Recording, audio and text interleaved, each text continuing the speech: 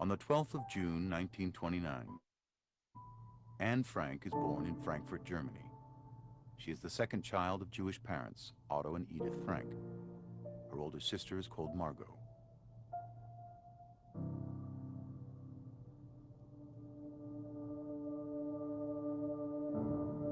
In 1933, when Anne is 3 years old, Adolf Hitler and the Nazi Party rise to power in Germany. The Nazis, building on existing anti-Jewish sentiments, blame the Jews for many of Germany's problems, and Hitler's government soon passes laws that turn Jews into second-class citizens.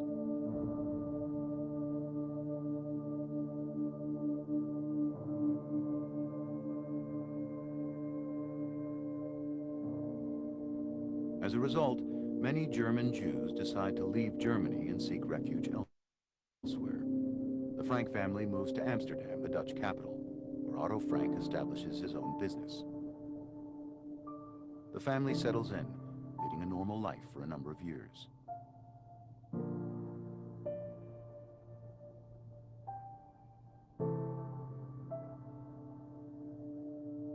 But then, in May 1940, shortly after the start of the Second World War, Nazi Germany invades the Netherlands. It installs an oppressive regime and starts isolating the Jewish population. In 1941, the situation worsens as the Nazis start to carry out raids, arresting Jewish men and transporting them to concentration camps in Nazi Germany.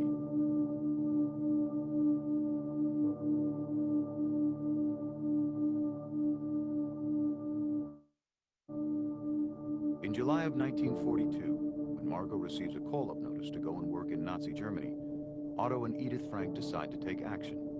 Having already prepared a hiding place in an empty part of Otto Frank's company building, they hurriedly move their family into this secret annex and go into hiding.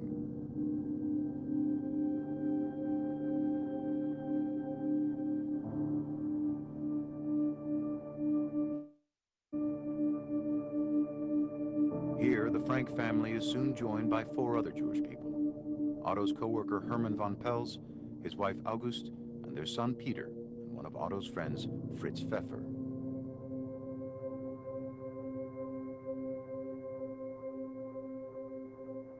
It is this group of 8 people that will live together in the small annex for more than 2 years, sharing the burden of living in hiding with the constant fear of being discovered.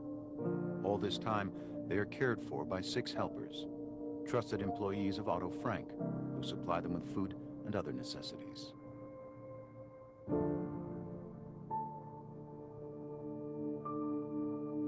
During this period, Anne, then a young teenager, keeps a diary, writing about her feelings and experiences in the annex, about the events taking place in their secret hiding place, its entrance hidden behind a revolving bookcase.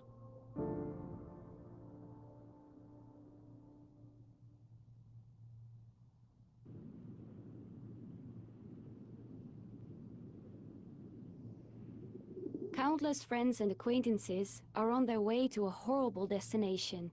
Night after night, the green or gray military vehicles drive by, ring every bell to ask if Jews live there.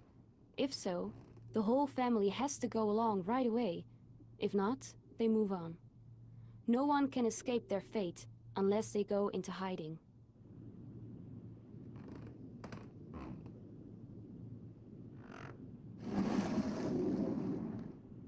Our hiding place has now become a true hiding place. Mr. Kugler, you see, thought it would be better to place a cupboard in front of our door.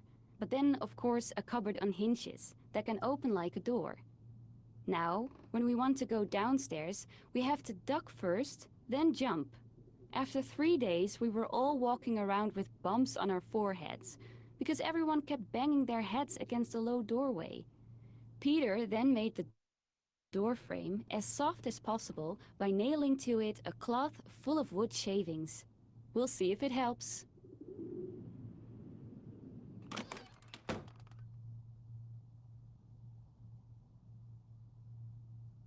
Straight across from the door, a steep set of stairs.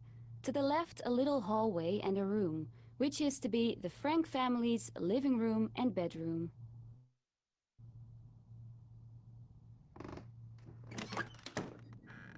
course, we are never allowed to look out the window or go outside. During the day, we always have to walk quietly and speak softly. The people in the warehouse mustn't hear us.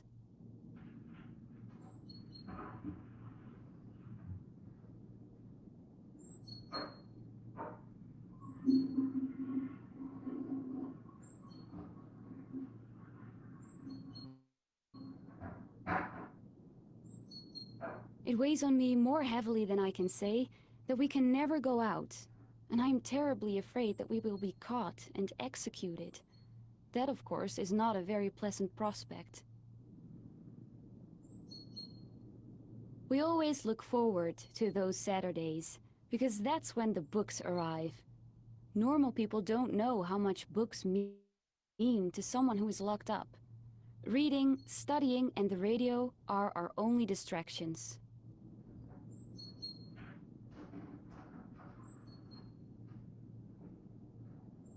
It's terrible being sick in here. Whenever I had to cough, I would crawl down deeper under the blankets and try to quieten my throat as gently as possible. But enough about being sick now. I'm feeling dandy again. I've grown half an inch, put on 2 pounds, pale and eager to learn.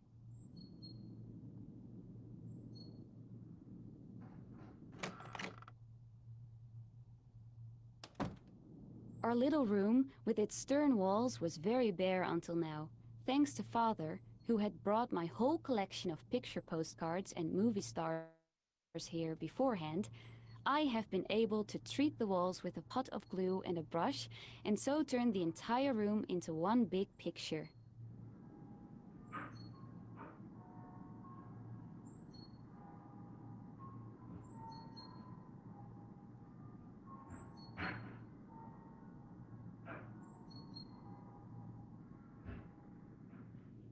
Writing lets me get rid of it all.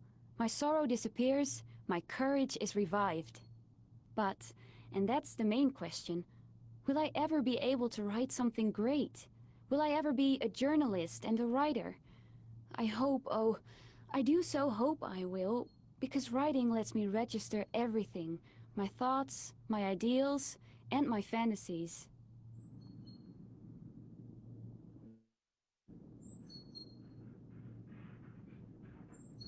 As of yesterday, I have found something new. For instance, using a good pair of binoculars.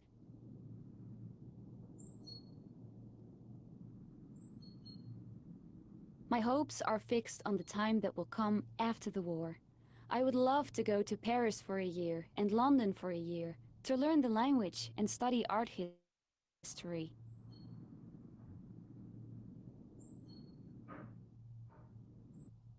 I feel bad for lying in a warm bed, while my dearest friends are out there somewhere, thrown or fallen to the ground. I even become afraid myself when I think about all those to whom I have always felt so close, and who are now in the hands of the cruelest brutes who ever existed. And that only because they are Jews.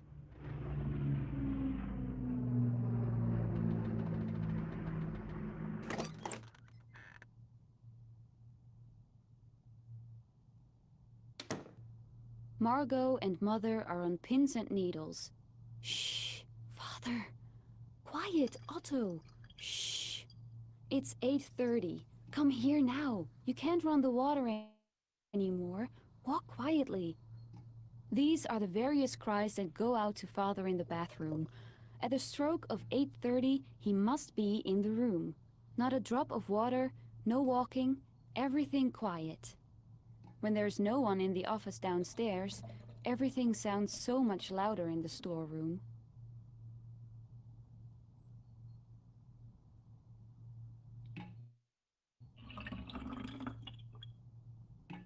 I have changed, and very thoroughly too. Totally and in every way. My opinions, outlook, judgment, appearance, inner life, everything has changed, and I am pleased to say, because it's true, for the better.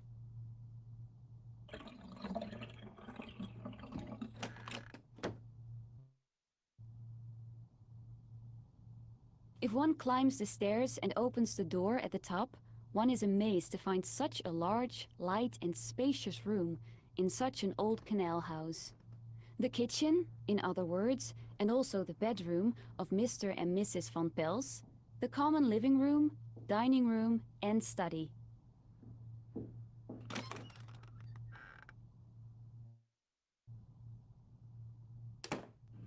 That difference, that huge difference, is always there. One day we're laughing about the ridiculous side of being in hiding, but the next day, and for many days after that, we are afraid. You can see the fear, tension and despair on our faces. This is the BBC Home Service. Here is a special bulletin. This is the day, the English radio said at 12 o'clock. And rightly so, this is the day. The invasion has begun. The Annex in an uproar. Could it really be that the long-awaited liberation is on its way? The liberation about which we've talked so much, but that is still too lovely, too fabulous to ever come true. Could this year, this 1944, grant us victory? We don't know yet either, but the hope that springs eternal makes us brave, gives us renewed strength.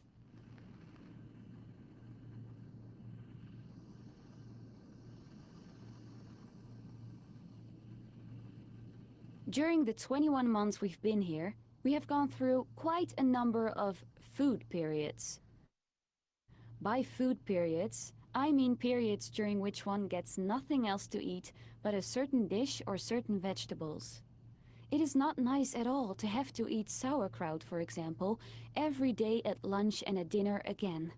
But when you're hungry, there are lots of things you put up with.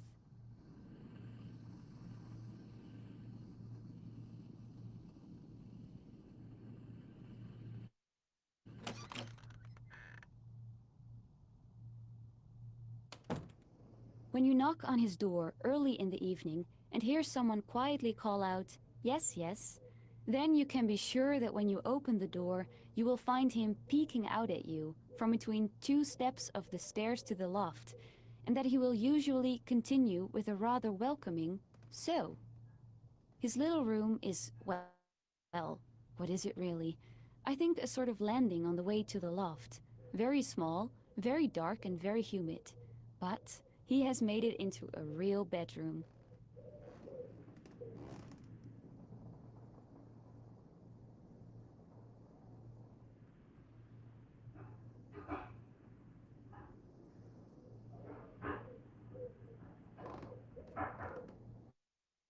Whenever I went upstairs to Peter's room by daylight, I always found the atmosphere very cheerful. I watched for an opportunity to remain in the room unnoticed and to get him talking, and yesterday that opportunity arose. Peter, by the way, has suddenly developed a mania for crossword puzzles and does nothing else these days. I helped him with it, and soon we were sitting across from each other at his table, he in the chair, me on the divan. Do you really I've reached the point where it doesn't matter much anymore whether I die or whether I live on. The world will go on spinning without me, and I can't do anything to change events anyway. I let it come and do nothing but study, and hope that things will turn out well.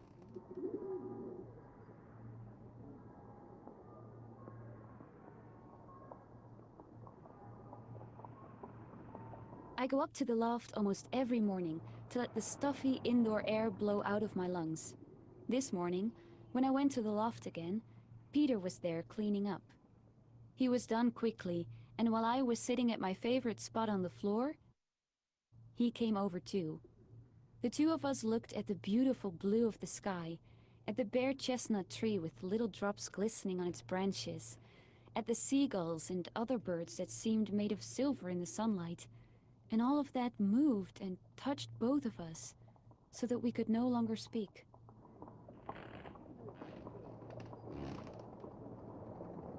That is the difficult thing these days. Ideals, dreams, lovely expectations barely rise up before being struck down by the most horrible of realities, and so destroyed completely. I see how the world is gradually being transformed into a wasteland. More and more loudly, I hear the incoming thunder that will kill us too. I feel the suffering of millions of people, and still, when I look at the sky, I think that all this will finally turn out for the good. That this hardness too will stop. That calm and peace will return to the world order. In the meantime, I must keep my ideals high and dry. In the days that are coming, I may actually be able to carry them out.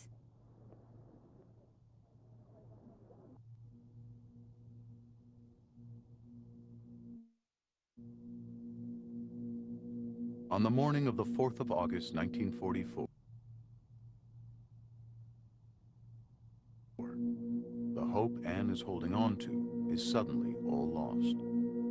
The hiding place is discovered, and police barge into the annex, arresting everyone.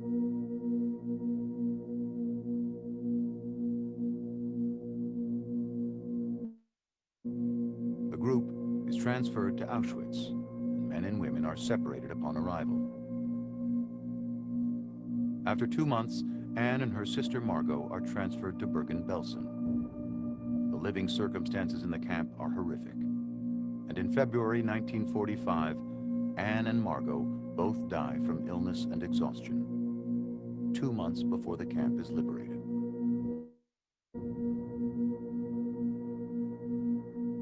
Of the entire group, only Otto Frank survives the camps. When he returns to the Netherlands, he finds the annex completely ransacked. Most of Anne's writings, however, had been safeguarded after the raid by one of the helpers, Miep Gies. When it becomes clear that Anne has died, they are handed over to Otto. Upon discovering Anne wanted to publish a book about her experiences, he decides to fulfill her wish. In 1952, Diary of a Young Girl is published in English. It will become one of the most read books in the world, translated into more than 70 languages.